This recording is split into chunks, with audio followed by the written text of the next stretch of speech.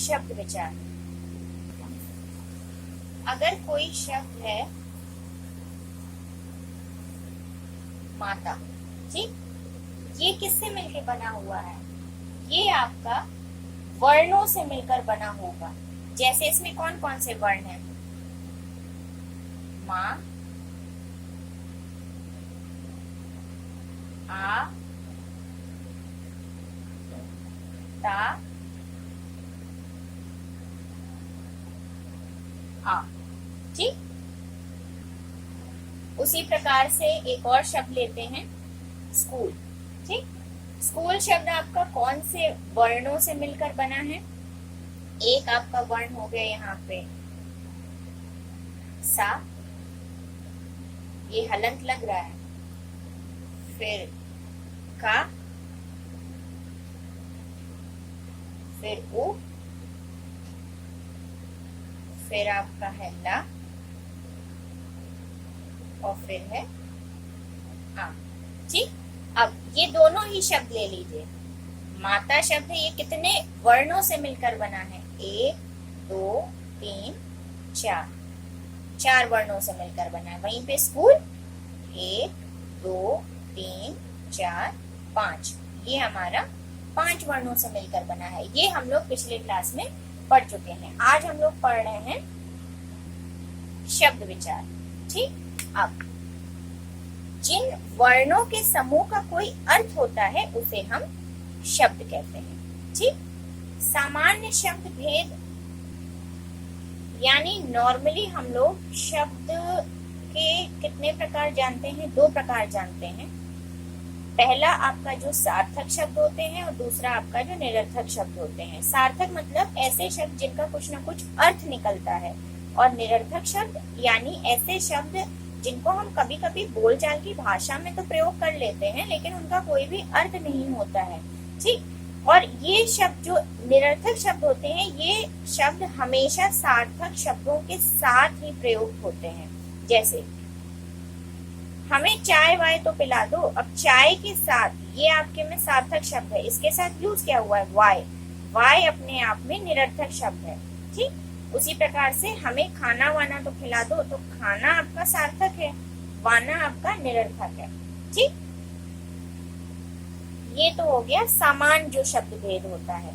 अब इसको थोड़ा डिटेल में देखते हैं। शब्दों के प्रकार यानी जो काइंड्स होते हैं वर्ड्स के, वो यहाँ जो आपके 4 दिए गए हैं, इन 4 आधारों पे शब्दों का वर्गीकरण किया गया है, ठीक है। उत्पत्ति के आधार पे, रचना के आधार पे, प्रयोग के आधार पे और अर्थ के आधार पर। उत्पत्ति के आधार पर जो शब्द होते हैं उनके 4 भेद होते हैं: तत्सम, तद्भव, देशज और विदेशी शब्द, ठीक। हम सबको पता है कि जो हमारी हिंदी भाषा है ये संस्कृत भाषा से ही जन्मी है। तो संस्कृत के कुछ वर्ड्स हैं जिनका उसमें हिंदी में यूज करने के लिए उसको मॉडिफाई कर दिए गए हैं। तो जो ओरिजिनल संस्कृत भाषा के शब्द हैं वो कहलाते हैं तत्सम शब्द, और इनको जो मॉडिफाइड इनका रूप होता है जो हम हिंदी में यूज करते हैं वो कहलाते हैं तद्भव शब्द, ठीक। जैसे संस्कृत का शब्द है उच्च, ठीक। इसको अगर हम हिंदी में जो इसका मॉडिफाइड वर्जन यूज करते हैं वो हम लोग यूज करते हैं ऊंचा, ठीक। वहीं पे जो आपका अगर हम लोग बात करें हिंदी में शब्द है दूध, ठीक। संस्कृत में ये शब्द होता है दुग्ध, ठीक। तो ये आपके हो गए तत्सम और तद्भव शब्द, ठीक। इसके अलावा आपके उत्पत्ति के आधार पे 2 और प्रकार के होते हैं। एक आपके होते हैं देशज शब्द, यानी कि वे शब्द जो क्षेत्रीय प्रभाव के कारण, क्षेत्र जो है उसके प्रभाव के कारण जो आवश्यकता और परिस्थिति के अनुसार हिंदी भाषा में प्रचलित हुए हैं, ठीक। जैसे थैला, जूता, गाड़ी पे खटखटाना आदि। फिर चौथे प्रकार आपके उत्पत्ति के आधार पे आते हैं विदेशी शब्द। ये यानी कि किसी और भाषा के शब्द हैं, किसी विदेशी, क्योंकि हम लोगों को पता है भारत में बहुत सारी विदेशी जातियां आती रही हैं हमेशा। तो उन्होंने वो आए हैं, अपने साथ अपनी भाषा भी लाए हैं, अपना कल्चर भी लाए हैं, ठीक है। तो वही उनकी भाषा में ही उनकी भाषा के जो शब्द थे वो अब हिंदी में आम बोलचाल की भाषा में जुड़ चुके हैं। जैसे अंग्रेजी के कुछ शब्द हैं बोतल, cycle, copy, school, doctor, pen, cigarette, radio, ticket आदि। उसी प्रकार से अरबी कसम, वकील, कागज, कानून, अखबार, तूफान, फारसी अचार, कमर, दुकान, जमीन, नमक, तुर्की, उर्दू, तोप, बंदूक, चमचा, बेगम, कुली, पुर्तगाली that is Portuguese, engine, engineer, cartoon, police, अंग्रेजी, चीनी शब्द दैट इज चाइनीज वर्ड्स, लीची, चीनी, चाय, पटाखा। ये विदेशी भाषाओं के शब्द हैं जो अब हिंदी भाषा में आ गए हैं। फिर आपके आते हैं द सेकेंड टाइप जो कि है रचना के आधार पर शब्दों का भेद। अब रचना के आधार पे 3 प्रकार के शब्द होते हैं, रूढ़ शब्द, यौगिक शब्द और योग रूढ़ शब्द। रूढ़ शब्द कौन से होते हैं? ऐसे शब्द जो परंपरा से मतलब ड्यू टू ट्रेडिशन किसी वस्तु, व्यक्ति, स्थान, प्राणी, भाव आदि के लिए प्रयोग में लाए जा रहे हैं। ठीक, अब रूढ़ शब्दों को अगर हम इनके टुकड़े किए जाएं तो उन टुकड़ों का अपने आप में कोई भी अर्थ नहीं होता है।